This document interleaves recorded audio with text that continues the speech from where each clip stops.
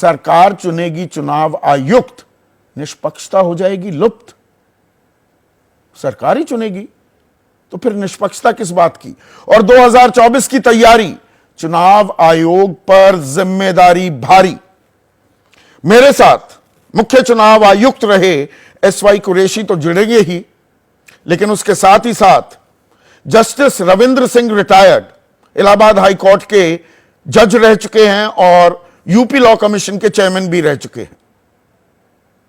दो देश के सबसे बड़े चुनावी विश्लेषक संजय कुमार और सी वोटर के सर्वे सर्वा यशवंत देशमुख, और मेरे साथ वरिष्ठ पत्रकार और सत्यहिंदी.com नाम का डिजिटल प्लेटफॉर्म चलाते हैं आशुतोष भी जुड़ गए हैं। लेकिन आशुतोष को आज खास न्योता मैंने इसलिए दिया कि आशुतोष ने जब अपनी पारी आरंभ की बतौर पत्रकार, बतौर रिपोर्टर, तो उनको बीट दी गई थी, यानी कि जिम्मेदारी थी चुनाव आयोग को कवर करने की।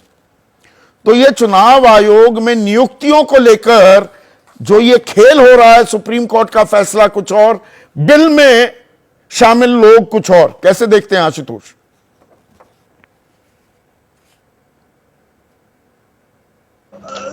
संदीप, इसमें दो तीन पहलू हैं जिस पर बहुत गंभीरता के साथ चर्चा करनी चाहिए।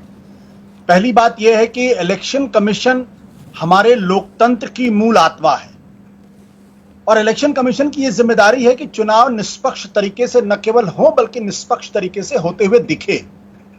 क्योंकि अगर चुनाव आयोग की भूमिका पर अगर किसी भी तरीके का संदेह होगा तो भारत की लोकतांत्रिक प्रणाली पर पूरी तरीके से संदेह होगा। और अगर लोगों का संदेह भारत के लोकतांत्रिक प्रणाली पर होगा तो उनका विश्वास भारत के लोकतंत्र से डिगेगा, और अगर लोकतंत्र से अगर उनका विश्वास डिगेगा तो फिर यकीन मान लीजिए कि ये जो वर्तमान व्यवस्था है इस पर से लोगों की आस्था उठेगी। तो इसलिए इलेक्शन कमीशन के लिए जरूरी है कि न केवल वो चुनाव निष्पक्ष तरीके से कराए बल्कि निष्पक्ष करते हुए दिखाई पड़े। एक तो पहलू इस बात को लेकर यह है। दूसरा पहलू इस बात को लेकर यह है कि जो सुप्रीम कोर्ट ने जो आदेश दिया, सुप्रीम कोर्ट ने अपने आदेश में बहुत स्पष्ट तौर पर लिखा हुआ, और जो बात मैंने कही कि निष्पक्ष होते हुए दिखना भी चाहिए, इसका उन्होंने जिक्र किया। अब मेरी यह समझ में नहीं आता है कि अगर कोई एक रिफॉर्म प्रोसेस अगर शुरू हो रहा है, अगर सुप्रीम कोर्ट के माध्यम से रिफॉर्म प्रोसेस चल रहा है और सुप्रीम कोर्ट यह इंश्योर करने की कोशिश कर रहा है कि चुनाव आयोग में जो नियुक्तियां हो रही हैं उसमें 3 बड़े लोग इस देश के शामिल हों और यह स्पष्ट बने कि इसमें किसी तरीके का कोई पक्षधरता नहीं है।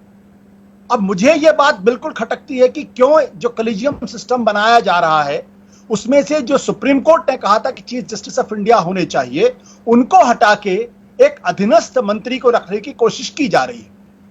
तो क्या चीफ जस्टिस ऑफ इंडिया की मौजूदगी की वजह से चुनाव आयोग में आयुक्तों की नियुक्ति पर सरकार को संदेह है? यह स्पष्ट करना चाहिए।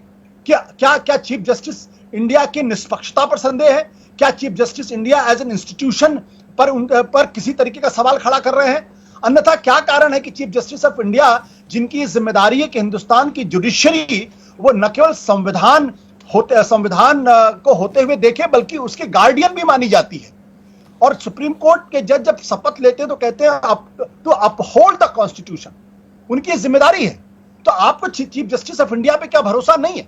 इसलिए मेरा कहना यह है कि इसमें अगर किसी कनिष्ठ अधिकारी, किसी कनिष्ठ मंत्री को अगर रखा जाएगा, प्राइम मिनिस्टर के नीचे सब कनिष्ठ होते हैं, तो यह सवाल खड़ा होगा कि क्या सरकार की मंशा साफ है या साफ नहीं है। लेकिन इसमें एक चीज और मैं जोड़ना चाहता हूं, अभी तक जो चुनाव आयोग के आयुक्तों का जो चयन होता था वो सरकार का जो जस्टिस डिपार्टमेंट होता था वहां से नोटिफिकेशन निकलता था, और दरअसल लॉ डिपार्टमेंट वही ही इनको नियुक्त करता था। तो उससे तो वो जो स्थिति थी, इसका मतलब यह था कि चुनाव आयोग एक तरीके से सरकार का एक डिपार्टमेंट था। और मैं अपने अनुभव से बता सकता हूं इस बारे में, चाहे कांग्रेस की सरकार रही हो, चाहे यूनाइटेड फ्रंट की सरकार रही हो, चाहे बीजेपी की सरकार रही हो, सबको यह लगता था कि चुनाव आयोग दरअसल सरकार का एक विभाग है। नहीं, हमने एक स्वर्ण काल भी देखा है, उनसे उसी तरीके से बर्ताव। आशुतोष, उस टाइम आप रिपोर्टिंग करते थे, आपने वो स्वर्ण काल खुद देखा भी है, उसको रिपोर्ट किया है, उसे अमृत काल भी कह सकते हैं चुनाव आयोग के संदर्भ में, TN सेशन का काल।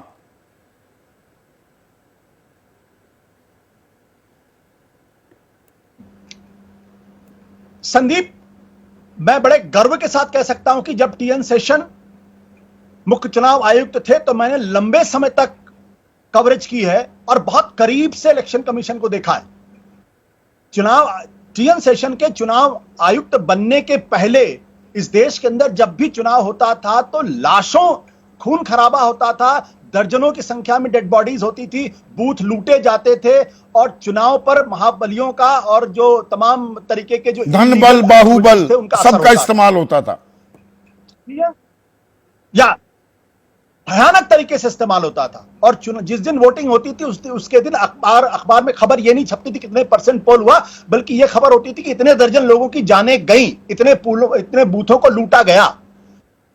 अगर इस देश के अंदर किसी एक व्यक्ति को भारत रत्न मिलना चाहिए तो उनका नाम है TN Seshan. Single handedly TN Seshan ने इस देश की लोकतांत्रिक व्यवस्था को पूरी तरीके से पटरी पर लाने का काम किया है।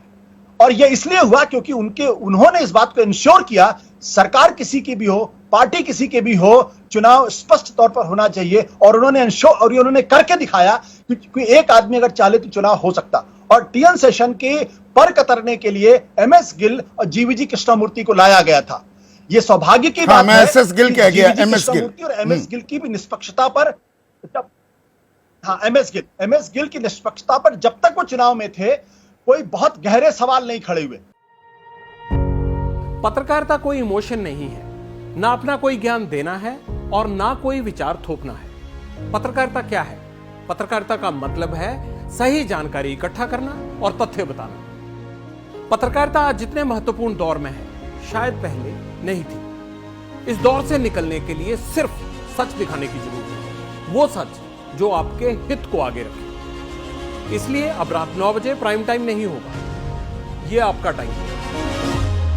जगविंदर पटियाल के साथ देखिए पब्लिक इंटरेस्ट सोमवार से शुक्रवार रात 9 बजे सिर्फ एबीपी न्यूज पर। एबीपी न्यूज आपको रखे आगे।